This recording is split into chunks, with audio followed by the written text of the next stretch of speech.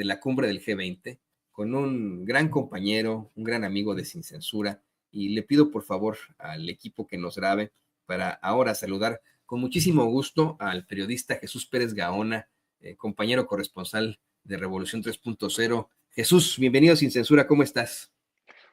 Buenos días, Toño, aquí enterándome en los medios, en las primeras planas, tanto nacionales como internacionales, cómo registraron el G20 y con el gusto de saludarte. ¿Cómo lo ves? ¿Cómo viste este registro que hacen? Si me lo permites, rápidamente me da la impresión de que a nivel internacional una vez más minimizan el papel de México, a pesar de que fue extremadamente digno en esta cumbre. Algunos lo minimizan, hasta en la foto ponen hasta atrás a la doctora Claudia Sheinbaum, presidenta de México, y además, pues no le dan tanta fuerza a una propuesta que tendría que estar resonando en los oídos de todos los ciudadanos y ciudadanas del mundo. El que se destine 1% del gasto militar, hablamos de 24,000 millones de dólares, en lugar de utilizarlo para destruir, se utilice para sembrar árboles, generar empleos, mitigar el cambio climático, evitar la inmigración. Y bueno, no sé qué opinas tú. ¿Cómo lo estás viendo a nivel internacional? Bueno, a nivel internacional la foto me parece impresionante, no veo más que a la centralidad de una mujer, Claudia Sheinbaum, en medio de tanto hombre poderoso, ¿no? Es increíble ese panorama que vemos. A primera vista te diría, Toño, que fue la cumbre del G20 protagonizada por los BRICS, este grupo de países emergentes que en la última reunión apenas tuvieron hace mes y medio en Kazán, Rusia. Precisamente se vio la ausencia de Brasil. Yo creo que con un gesto del presidente Lula da Silva a Estados Unidos, particularmente a Kamala Harris, una apuesta equivocada. Y sin embargo, en esta foto oficial que se pudo captar este lunes, vemos a un Lula que refuerza o se concilia con los BRICS que están hasta adelante, si te fijas, es básicamente el presidente de Sudáfrica, la centralidad de Lula, el anfitrión, a un costado el presidente de Sudáfrica, Cyril Ramaphosa, al otro costado tiene al primer ministro de India, nada más y nada menos, Narendra Modi, una de las potencias mundiales, y desde luego también al lado de Sudáfrica está China, Xi Jinping, y al lado de India está Turquía, básicamente el más joven de los BRICS. Y esta centralidad con un Joe Biden muy atrás, muy atrás, eso sí lo destacaría. Joe Biden muy atrás, en donde todo parece indicar que era la cumbre donde se podría observar un nuevo orden mundial. Y de nuevo, regreso a como comencé. Es increíble que en todo este juego geopolítico, Toño, esté la presidenta Claudia Sheinbaum con esta centralidad, con este protagonismo, con estas potencias petroleras, militares, económicas, bancarias. Ahí está, me parece a mí, muy bien representado México. Sí, estuvo muy bien representado México, como no se veía algún tiempo. La verdad es que hay que ser perfectamente honestos, fueron tiempos atípicos para la G20 o el G20, la cumbre del G20, por decirlo así, durante el sexenio del presidente Andrés Manuel López Obrador, porque se vino la pandemia, hubo muchas participaciones que tuvieron que ser remotas debido a la Claro. pandemia. Y bueno, además, el presidente López Obrador, muchas veces, querido Jesús, querido público consentidor, buscó mantener una política interna siendo la mejor política externa, él decía, Externa. Uh-huh. al no viajar a otros países, pero efectivamente a mí me parece que la participación es muy digna. Creo que incluso, Jesús, no participaron en la foto ni Biden ni Trudeau. Yo no me había dado cuenta esto que nos planteas del BRICS, ¿eh? Tienes toda la razón. Sí. Efectivamente, lo que se destaca ahí es pues este nuevo orden mundial que se está configurando frente, frente a pues las grandes potencias. Probablemente a eso se deba que no hayan estado en esta la foto No. oficial, ni Llegó Biden, tarde.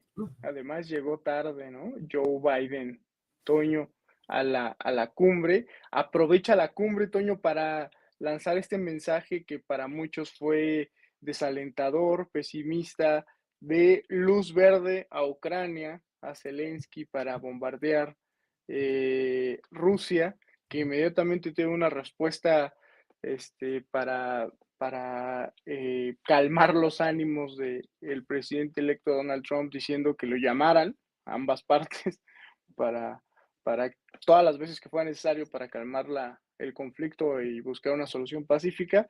Pero sí, el protagonismo fue el de los BRICS y particularmente la misión de la presidenta Claudia Sheinbaum, como ya lo habían anunciado días atrás, una semana atrás, fue proponer una solución pacífica para resolver temas urgentes en el mundo, como es la pobreza, como el propio título de la cumbre lo dice, la pobreza, el cambio climático, e incluso agregaba la presidenta, e incluso la migración, con el programa Sembrando Vida, que ya lo había propuesto el presidente López Obrador, y como tú bien destacas, creo que hay un cambio en la estrategia, en la diplomacia mexicana, al presentarse la propia presidenta yo creo que con la clara intención de buscar inversiones, ¿no? México es un paraíso actualmente para las inversiones, hay certezas, hay Estado de Derecho, hay seguridad, vengan a nuestro país a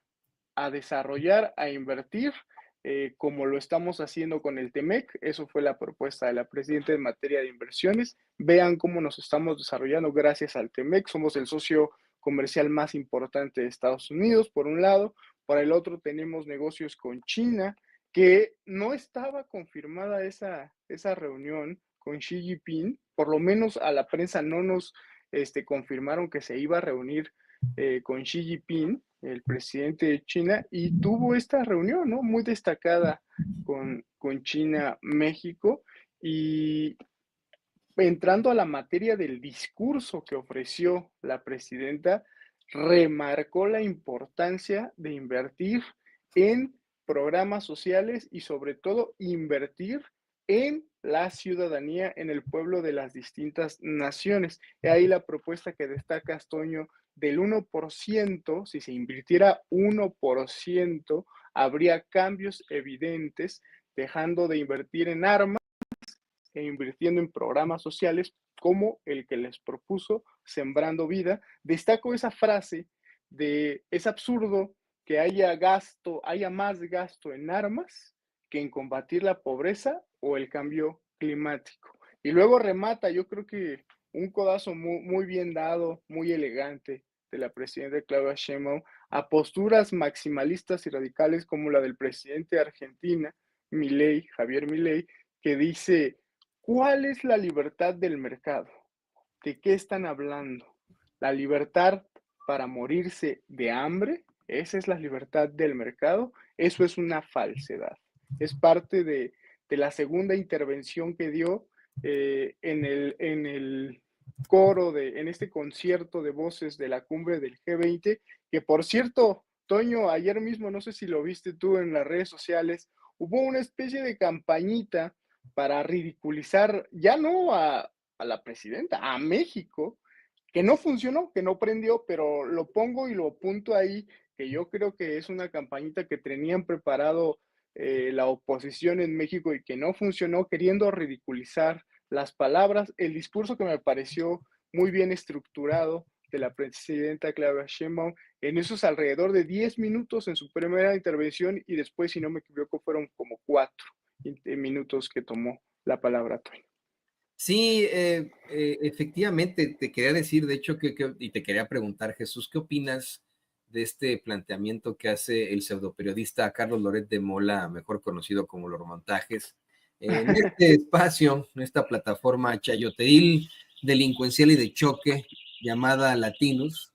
Ahí, Loret de Mola, el pseudoperiodista, asegura que los propagandistas quieren presentar a Claudia Sheinbaum ante el mundo como la científica preocupada por el medio ambiente, a ver si con eso desaparecen las preocupaciones internacionales de que es una presidenta autoritaria, ¿no? Decía este cuate. Bueno, claro, en un gobierno autoritario no podría hacer este tipo de planteamientos desde sus estudios que tienen ahí para hacer sus montajes ahí cerca de Gran Sur.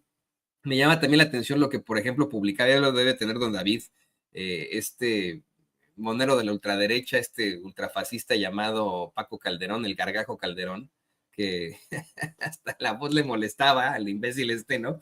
No sé si tenga por ahí el tuit don David desde ayer. Paco Calderón salió a decir que le molestaba mucho la voz de la doctora Claudia Sheinbaum. Claro, ¿no? A falta de argumentos, pues estas las únicas en las que pueden incurrir este tipo de personajes, pero efectivamente hubo una campaña ahí importante, interesante, intentando ridiculizar a México, ridiculizar a la presidenta de México, que pues en todo caso tuvo un papel muy, muy digno. ¿Qué opinas de esto, Jesús? En, en lo que respecta a Calderón, creo que es la versión salvando las diferencias del por qué el presidente López Obrador no volea sus zapatos o por qué trae arrugada una parte de su saco. Es esta frivolidad que tiene acceso a los medios y que tiene una plataforma para lanzar estos mensajes, francamente, sin ningún sustento. Entonces yo lo dejaría así, a la altura de un monero que siempre se ha caracterizado por sus malos monos y por sus peores comentarios. Por el otro lado, lo de Loret me parece un poco más preocupante porque quiere pintar una persona que no es.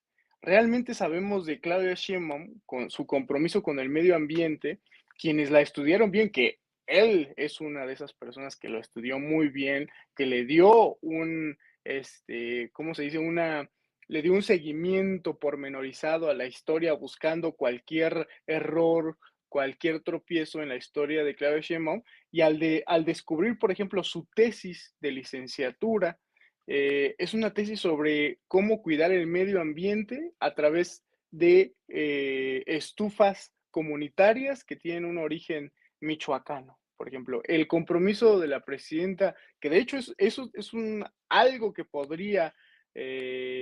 deberíamos estudiar más a fondo, cuál sería el impacto de esas posiciones de la presidenta en materia de medio ambiente, auténticas, insisto, que otros presidentes en el país no han tenido. Y así podríamos seguir el historial, la vida académica de la hoy presidenta Claudia Sheinbaum en Stanford, California, donde a través, lo recordarás, Toño, quisieron difamar este supuesto detector de tesis falsas, Sheridan, asegurando que con una fórmula universal, la presidenta había plagiado con una fórmula, insisto, una fórmula de física, había plagiado a otro científico. Y esta tesis a la que supuestamente se refería Sheridan como plagiada era sobre cambio climático, Toño. Y solo con estos dos casos en su vida académica, ya no hablaré de todas las marchas a las que asistió, del proyecto medioambiental cuando ella fue la secretaria de Medio Ambiente en la Ciudad de México, muy cuestionado también por muchos ambientalistas del segundo piso en el Distrito Federal, que decían que se iba a caer, que iba a tener un impacto negativo en la ciudad, bla, bla, bla. La presidenta, hoy presidenta, demostró en ese momento que estas iniciativas ayudaban a reducir los índices de emisiones contaminantes de vehículos y promovían otro tipo de movilidad. En fin, con este tercer caso, quiero redondear la idea de que Carlos Loret de Mola quiere presentarnos el perfil de una persona que no existe. Claudia Sheinbaum ha demostrado a través de su vida y de su ejercicio en el gobierno que tiene un compromiso con el medio ambiente. Ahora, aquello de autoritario ya es una campañita que ni ellos se creen, ¿no? Toño, eso de que una presidenta, no sé, que tuvo 36 millones de votos, no sé, la presidenta, la funcionaria pública más votada en la historia del país, que cuenta con el respaldo de, por un lado, el poder legislativo, sus ambas cámaras, y por el otro ya hasta el propio Poder Judicial, eh, con con quienes son sus opositores abiertamente, incluso un ministro, ya respaldando sus decisiones como democráticas, pues ya parece más bien una campañita que empieza a oler a podrido, que empieza a oler a falta de imaginación y que deberían de empezar a reformular, porque no ha funcionado, no funcionó para, para que la gente no fuera a votar, la gente fue a votar a las urnas, fuimos a votar a las urnas, tampoco sirvió para detener al Poder Legislativo en las decisiones que se comprometieron, como la Cuarta Transformación con ese movimiento, y tampoco ha disociado o no ha impedido que el Poder Judicial haga su trabajo dando la luz verde a estas propuestas de la Cuarta Transformación. Yo les recomendaría a la oposición, digamos, en este caso es Carlos Loret, pero quien sea que tenga el nombre y ponga su nombre para estas campañitas, que se invente algo mejor porque parece que no están teniendo éxito. Además, año nuevo, vida nueva, ¿no? ¿No, Toño? Ya estamos cerca de terminar el año y siguen con esta campañita. Es que ese es el problema, en la opinión de tu servidor, el problema de la oposición, que nunca pudo proponer algo, que fueron puras estupideces, ¿no? Puro Claro. golpeteo, puras implantaciones, planteamientos escasos de personajes como el pseudoperiodista Carlos Loret de Mola. Creo que ahí radica parte de esta caída, además, ¿no?, de la mediocridad que los ha caracterizado durante un largo tiempo. Creo que creo que la oposición de derecha cayó, vamos, llegó a ese fracaso absoluto debido a sus propios vicios, al propio vicio de haber implantado en sus principales puestos de poder a los más mediocres de los mediocres, simple y sencillamente porque estaban conectados, como Carlos Loret de Mola, en su momento Marco Cortés, ¿no? O sea, esa es la gran problemática de estos personajes, el haber impuesto a puro mediocre. Pero quería platicar también contigo respecto a la cumbre del G20, regresando a la cumbre del G20, más allá de la campañita esta escasa de estos personajazos. Una nota que llevan ustedes ahí en Revolución 3.0, una nota en la que cuestionan la libertad de mercado. ¿Libertad de mercado? ¿Una falsedad? ¿Cuál libertad? ¿Libertad para morir de hambre? Efectivamente, ¿no? Hay que empezar a pensar, si me lo permiten, querido público consentidor, en otro tipo de estructuras socioeconómicas, estructuras que han sido analizadas por otro tipo de economistas a lo largo del tiempo y que pues podrían cambiar bajo el modelo mexicano del humanismo mexicano, ¿no? Así es como se le llama esta intención de ver más hacia el bienestar que hacia el crecimiento económico. Pero bueno, háblanos un poco más de esta nota que llevan ahí en Revolución 3.0, querido Jesús.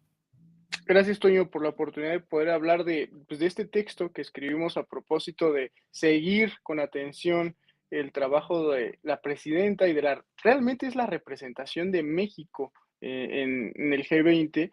Yo creo que es el corazón del discurso de la presidenta, luego también de este cuestionamiento que hace la presidenta de calificar de absurdo que no haya fondos suficientes para combatir la pobreza o el cambio climático. Yo creo que el corazón es esta argumentación que no es nueva, que déjame decirte que no es novedosa. Para mí es solo la continuación de el planteamiento del humanismo mexicano del presidente López Obrador. Al proponer temas que parecen momentos solo para el turismo, para algunos, turismo político, para presentarse junto a otros, y el presidente López Obrador solía plantear temas profundos, ¿no? De temas incluso que podría yo apostar la palabra de filosóficos, de una posición de un país y de un movimiento social frente al mundo.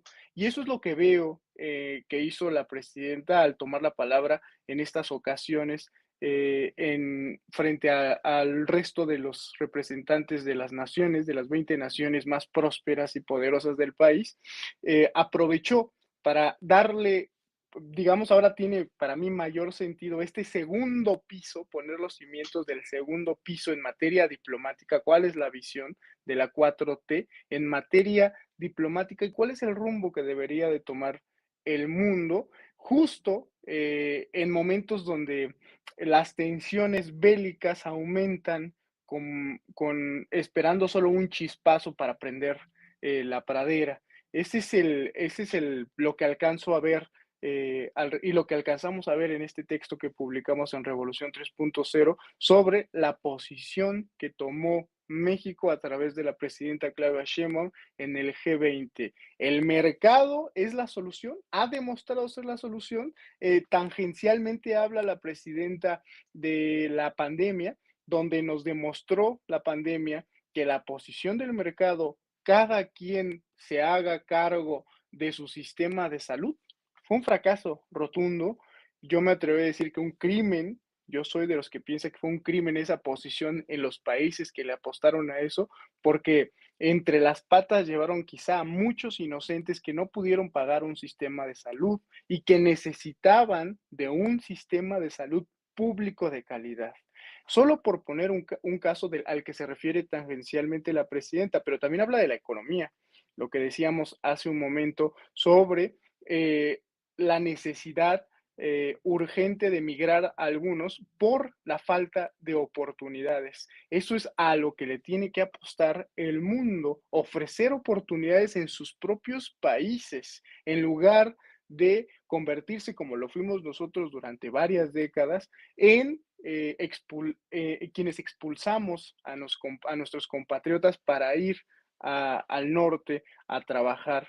Oportunidades que parecen o lo fueron en su momento, fueron ridiculizadas o fueron despreciadas por algunos personajes, como programas como Sembrando Vida, que les parecen minúsculos, insuficientes, les parecen que son acartonados y que no sirven para nada, y sin embargo han demostrado, por lo menos las cifras oficiales, no es algo que inventemos, han demostrado que casi 10 millones de personas en 6 años, 2018, 2024, apostándole a este modelo, salieron de la pobreza. Y también en el tercer rubro, además de salud y economía, la presidenta se refiere a el rumbo que debe tomar medioambiental el mundo, apostándole a las energías limpias. Es un tema que también podría causar polémica porque el presidente electo Donald Trump es básicamente un petrolero, es básicamente una persona que le apuesta a los combustibles fósiles y quien ya, digamos que con los anuncios que ha hecho de alguna parte de su gabinete, anticipa un viraje de 180 grados a lo que había propuesto en su momento Kamala Harris y que desde luego es la continuidad de Joe Biden, que es la Agenda 2030, la agenda medioambiental, que México se había subido al barco de la agenda medioambiental en la administración anterior con el Plan Sonora, ¿no? Que está a cargo de el gobernador Durazo. Tal parece que los planes se van a tener que replantear, por eso digo que es polémico a la posición de la presidenta, porque ahora habrá que reforzar las empresas públicas que precisamente tienen a su cargo administrar los combustibles, como lo es, desde luego, Petróleos Mexicanos Pemex y la Comisión Federal de Electricidad. He ahí que una semana antes de este evento en Brasil, esta cumbre internacional en Brasil, la presidenta haya anunciado a través de Luz Helena González, la secretaria de Energía, un plan de reforzamiento de Pemex, iniciando con un reforzamiento en materia fiscal, reducir todos los impuestos que cargan, que graban a Pemex y que lo han tenido con una burocracia interna y sobre todo, para hacer la referencia clásica, como un elefante raumático, todas esas impuestos que tiene reducirlos a uno, ¿no? Digamos, estandarizarlo. Eso ayudará a que la gran deuda de nuestra petrolera mexicana, nuestra petrolera nacional, pueda incluso competir a nivel internacional por lo menos en nuestros 4 años que se anticipan que van a estar recargados hacia los combustibles fósiles, gasolinas y gas.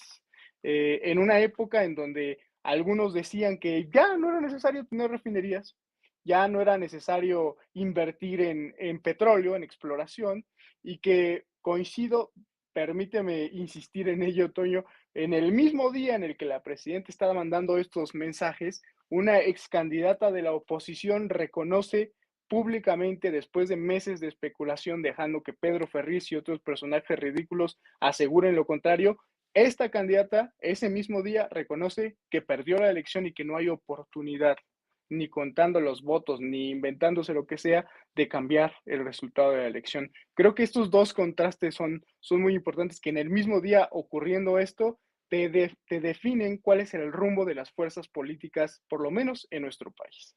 ¿Qué te parece que vemos esa intervención? Fíjese que mientras la doctora Claudia Sheinbaum estaba en la cumbre del G20 con los principales líderes y lideresas del mundo, Xochitl Gálvez le dieron un programa ahí en los espacios del Cacasraqui, de estos programas ahí muy interesantes, no, pues no interesantes, chistosos, ¿no?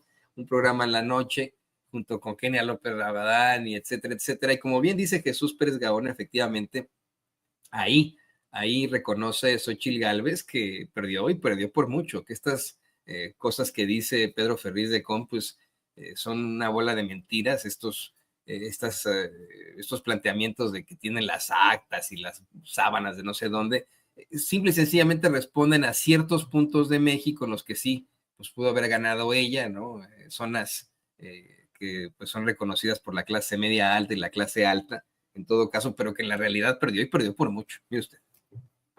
Para que pudiéramos tener un universo más amplio de actas. Ellos solo tienen 17,000 de las que mandaron. Y obviamente si mandan las actas de las Lomas, las de Garza García Nuevo León, las de Benito Juárez, claro, las de Querétaro, las de Guanajuato, pues seguramente ahí el resultado es a nuestro favor. Entonces, en ese sentido, lo que quedamos con este grupo es sigamos consiguiendo información, pero lo que sí estuvimos de acuerdo es que con ese número de actas, que no es una muestra representativa, no es factible decir que ganamos la elección. O sea, yo no me atrevería a decirlo porque no es una muestra representativa. Soy respetuosa de lo que están haciendo, pero también, pues de repente, pues sí, que no me echen a la gente diciendo, es que tú no defendiste. Oigan, y entonces Taboada, ¿por qué no defendió la ciudad si ganó?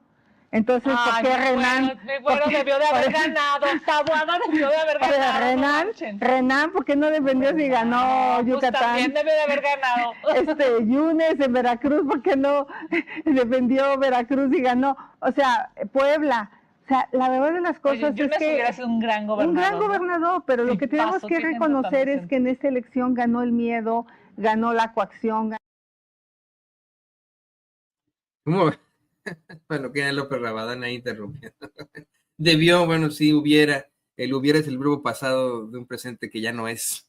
¿Qué opinas de esto, Jesús? Bueno, también me llama mucho la atención lo que nos planteas en cuanto al cambio climático, a las energías, a cómo es que tenemos ahí un Trump diciendo drill, drill, baby, ¿no?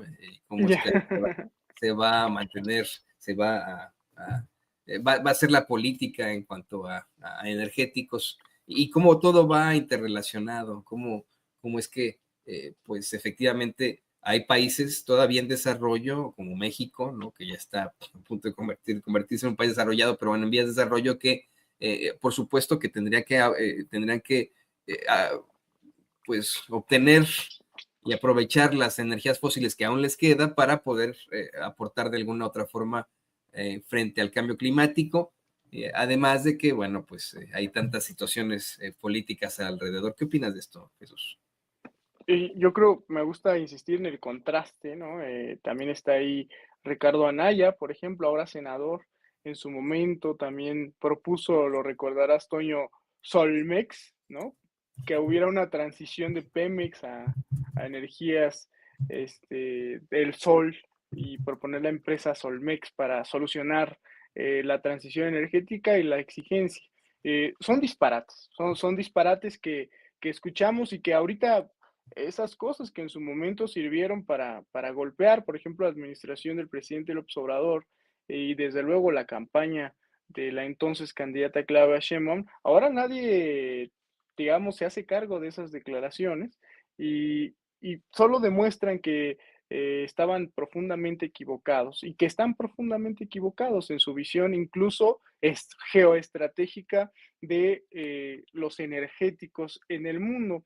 No es que tampoco sea un enigma, un misterio cómo el rumbo que está tomando el mundo en materia energética, pero con tal de oponerse, solo por oponerse, sacan estas propuestas, aseguran que las refinerías ya son chatarra, que la inversión a Pemex es solo una forma de gastar el dinero, como si invertir, por ejemplo, en el impacto de la vida cotidiana de las personas, que es al consumir gasolina, al poner energéticos a las vías que conducen los productos en varios sectores de primario, secundario y terciario del país, al solicitar servicios de electricidad y para la industria, solo fueran cualquier cosa, ¿no? Como si fueran exigencias, necesidades, usos de los servicios de la nación que se pueden cambiar solamente con un discurso, con lo que se le ocurra a alguien, al asesor en comunicación del opositor en turno. Y de nuevo, se ve a estas alturas que estaban profundamente equivocados. Particularmente en el caso de esta señora, yo creo que sus ocurrencias llegaron a tal grado que se llevó entre las patas a la oposición. Recordemos, yo creo que pasará siempre a la historia esta señora por llevarse entre las patas al PRD, que si tuvo alguna vez alguna alternativa de tener un registro nacional todavía, por lo menos del 3%, le apostó muy mal con Xóchitl Gálvez, que Xóchitl Gálvez les ayudaría a garantizar eso. Y también se llevó entre las patas o dejó en el rumbo de la desaparición al PRI y el PAN. Ya lo están diciendo muchos, incluso dentro del PAN, que si siguen con este rumbo de apostar a figuras como Xóchitl Gálvez, con ese liderazgo tan cuestionado, tan patético y sobre todo sin rumbo, también pueden correr el riesgo del PRD. Eso es lo que traería a la mesa Toño, después de meses que no vimos a esta señora en la palestra pública, gracias, qué bueno que no la vimos tanto, pero ahora que quiere regresar, posicionar, tener un movimiento, etcétera, es bueno recordar todas sus posiciones, sobre todo en materia energética, sobre todo en materia de soberanía energética y de soberanía nacional, que ella se encargó una y otra vez de cuestionar, de decir que no era lo correcto y de decir que era un derroche de dinero. Pues está resultando que no es así y que las decisiones que se tomaron no estaban tan equivocadas, Tony. Sí, exactamente. Creo que hay una claridad en todo esto, ¿no? De cómo es que van mostrando los resultados, va funcionando. Muy distinto a lo que ocurría, por ejemplo, en el sexenio de Felipe Calderón, de Enrique Peña Nieto, que había propuesta tras propuesta, golpeteo, enfrentamiento, y no daba un resultado, no tenía un resultado per se, en todo caso. Y bueno, pues ya para cerrar, Jesús, solo te quiero pedir ya para también ir a este tema, tus impresiones en una situación que también es preocupante para nuestro público acá en los Estados Unidos. Vamos a hablar de esto a profundidad más adelante, pero ayer por la tarde Donald Trump lanzó otra amenaza en sus principales redes sociales, la amenaza de utilizar al ejército para las deportaciones masivas mediante una declaratoria de emergencia nacional.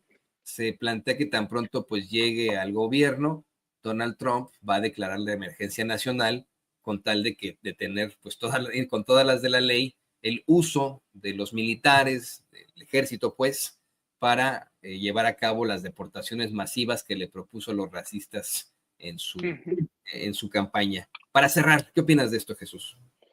Mira, Toño, yo creo que el trumpismo, aún sin Trump, triunfó en esta campaña electoral y no estoy pensando precisamente en el Partido Republicano, estoy pensando en el Partido Demócrata.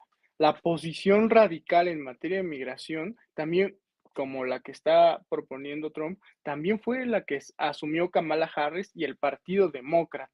Eso ya era una mala señal en la campaña para ver que independientemente de quién ganara, ganó el peor.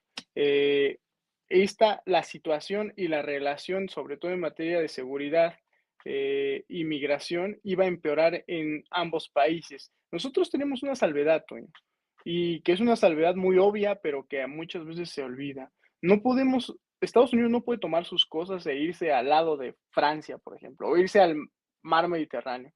México no puede agarrar sus tiliches y decir, mejor me voy al lado de precisamente Brasil.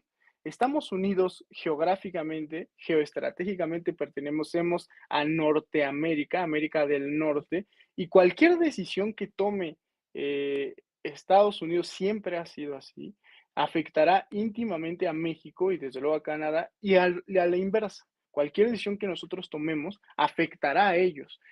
Yo rescataría ante este anuncio tan drástico de Trump, que yo sí lo tomaría en serio, sí yo lo tomaría con mucha severidad y gravedad estas acciones. Con Trump no hay juegos, no hay medias tintas, son posiciones maximalistas, absolutistas de todo o nada, de ganar o perder, de prácticamente vida o muerte.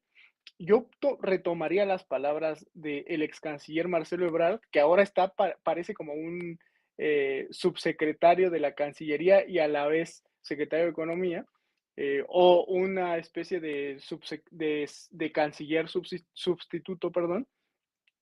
Marcelo Ebrard dice, yo ya lo vencí, yo ya negocié con Trump y se puede negociar con él. Y es cierto, digamos, recordemos las palabras de Porfirio Muñoz Ledo, quien en su momento aseguró que Marcelo Ebrard, además de otras expresiones desagradables, supo cómo entenderse con Trump. Yo le apostaría a eso, a que la experiencia que tuvo durante 6 años Marcelo Ebrard, también el hoy canciller Juan Ramón de la Fuente, podrán ayudar a que estas posiciones maximalistas se traduzcan en negociaciones a través de la industria automotriz, que estas expresiones, estas amenazas, estos riesgos a la buena cooperación y a la buena relación de ambos países se traduzcan en una reorganización del flujo migratorio hacia Estados Unidos. Incluso todavía tenemos la carta del tercer país seguro, Toño, que nunca se aceptó con el presidente López Obrador, como una carta de nuevo, para negociar que estas posiciones maximalistas no se desborden y no encuentren su correspondencia en la realidad.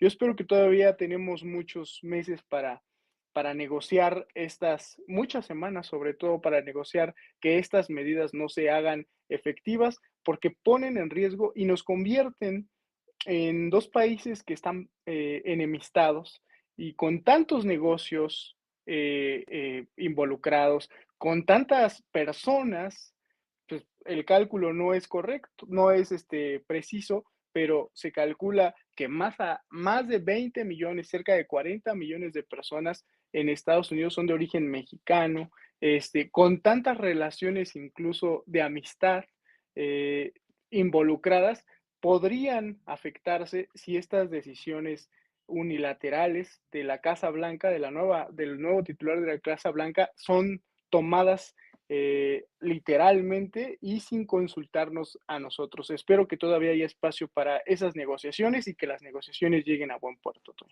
No, y hay mucha expectativa al mismo tiempo que hay pues vamos, ¿no? La ilusa esperanza de muchísimos personajes que votaron por Trump siendo mexicanos, de origen mexicano, siendo latinos, y que piensan que pues, todo va a salir bien, que es puro guagua, que es puro wiri wiri, guaraguara, y que no lo va a cumplir. Bueno, la verdad es que pues ya ganó y no tendría por qué estarnos mintiendo al hacer este tipo de planteamientos previo a su toma de protesta. Ayer nos reíamos un poco de lo incongruente que ha resultado ser el gobierno de Donald Trump, con un tuit que emitía su junior, ¿no? El junior de Donald Trump, emitió un tuit diciendo que a partir de mañana, eso era ayer, ¿no? A partir de mañana hagamos a Estados Unidos saludarlo otra vez, se configurará, ¿no? O comienza. Con McDonald's enfrente. Exacto, ¿no? O sea, y no una hamburguesita, Jesús, ¿no? O sea, con 2 hamburguesas, ¿no? Y los Donald Trump, etcétera, ¿no? El nuevo secretario de Salud, que es un conocido conspiracionista antivacunas, ¿no? O sea, ¿Qué nos pasa? Pero bueno, ojalá y fuera puro wiri wiri guaraguara, pero como bien mencionas, sí se está configurando una amenaza verdadera para nuestra gente acá en los Estados Unidos. Yo te quiero agradecer este análisis tan profundo que nos haces aquí en Sin Censura, muy enriquecedor, muy enriquecedor. Saludos a tu gatito, yo también tengo gatitos. Una disculpa. No. Muchos de nuestros compañeros nos presentan siempre a sus amigos, compañeros y familiares. Para mí son familia los animalitos que viven con nosotros. Por ejemplo, Paco Cruz también siempre tiene por ahí a su gatito. El querido Jaime Hernández ahí nos presenta muchas veces a Yago, quien también nos comenta con sus ladridos. Entonces, no, al contrario, no. Es muy bueno siempre ver a nuestros queridos animalitos alrededor. Se ve muy bonito siempre eso. Y yo te quiero agradecer por estar aquí en Sin Censura. Querido Jesús, por favor, compártenos tus redes sociales que andan haciendo ahí en Revolución 3.0. Pues pueden seguirnos personalmente en @jperezgaona en Instagram, Facebook y Twitter, Jesús Pérez Gaona Periodista, y en todas las redes de Revolución 3.0, que ayer, te comento, Toño, subimos el video que compartió Presidencia sobre la participación de la presidenta y le está yendo muy bien en YouTube, así que ahí denos un poco de amor en nuestras redes sociales de Revolución 3.0 y como siempre un gusto platicar con Sin Censura y contigo, Toño, a la orden. El gusto es nuestro y tiene usted al queridísimo Jesús Pérez Gaona, periodista, corresponsal de Revolución 3.0 y bueno, pues aquí nos vemos durante la semana o cuando lo amerite la noticia, querido Jesús. Muchas gracias. A la orden. Que tenga un buen día. Igualmente. Ahí tiene usted al querido Jesús. Y bueno, nos dio un adelantito, Jesús, de lo que está pasando en estos momentos con la oposición, híjole, pedorra y sumamente derrotada. Le voy a